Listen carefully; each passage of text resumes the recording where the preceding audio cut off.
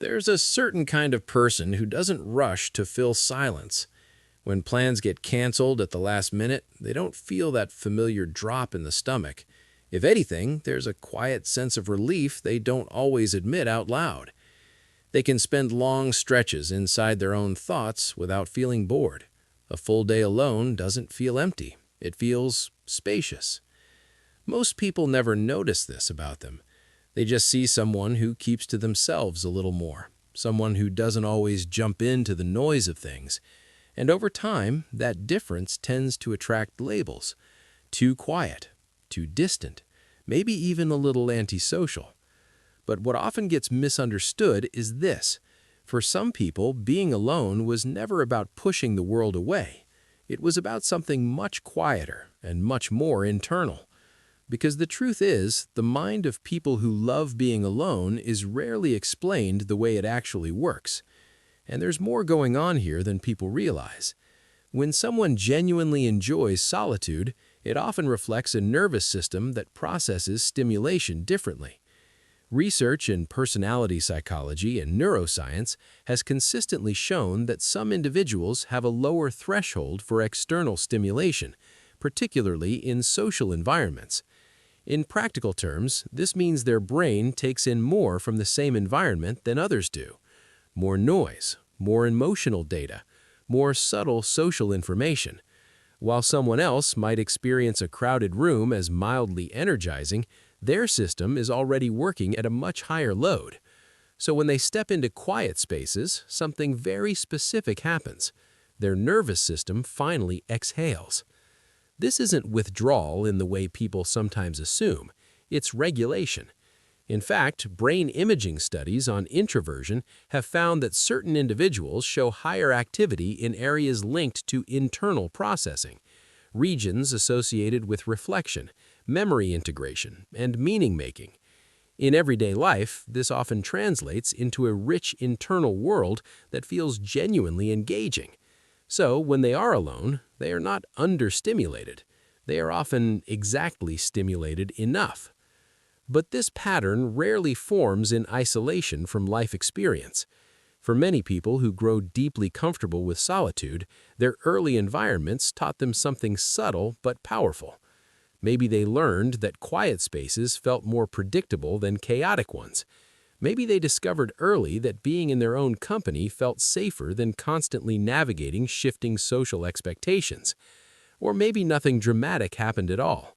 Their nervous system simply came wired to prefer depth over volume, reflection over constant interaction. Over time, the brain adapts around these experiences.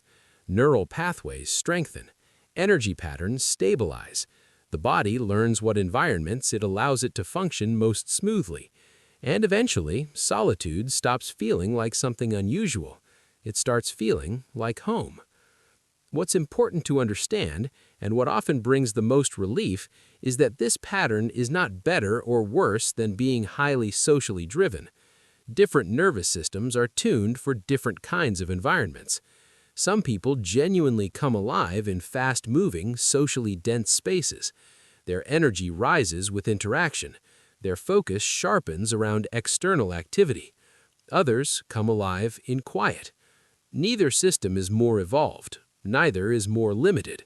They are simply optimized for different conditions. But there is a paradox here that people who love being alone often recognize once it's pointed out. The same depth that makes solitude feel nourishing can sometimes make the social world feel unusually loud. Not always in volume, but in complexity. Because when your mind naturally picks up subtle emotional shifts, layered conversations, and unspoken dynamics, social environments can require more processing power in the background. You may follow conversations closely, notice small changes in tone, feel the emotional temperature of a room without trying. And over time, that constant quiet awareness can create a kind of invisible fatigue that others don't immediately see. This is why many people who love being alone are not socially incapable. In fact, many are highly perceptive socially. They can read people well, respond thoughtfully, maintain meaningful conversations when they choose to engage. But afterward, their system often asks for something very specific: space, not as an escape, but as a reset. And this is where another misunderstanding tends to appear. From the outside, choosing solitude can look like avoidance. From the inside, it often feels like restoration. The nervous system isn't trying to disconnect from life, it's trying to return to balance. There is also a quiet strength that tends to develop in people who are comfortable being alone. When someone spends time in their own mental space without immediately reaching for distraction, they often build a stronger relationship with their own thoughts. They learn their internal rhythms. They become familiar with their emotional patterns. They develop a kind of self-containment that doesn't depend entirely on external input. But like most adaptations, this way of being carries its own trade-offs. The more comfortable someone becomes in their inner world, the more jarring, highly stimulating environments can sometimes feel. The more deeply they value meaningful interaction, the less appealing surface-level noise tends to become. And occasionally, this can create moments where they wonder if they are slightly out of step with the pace of everything around them.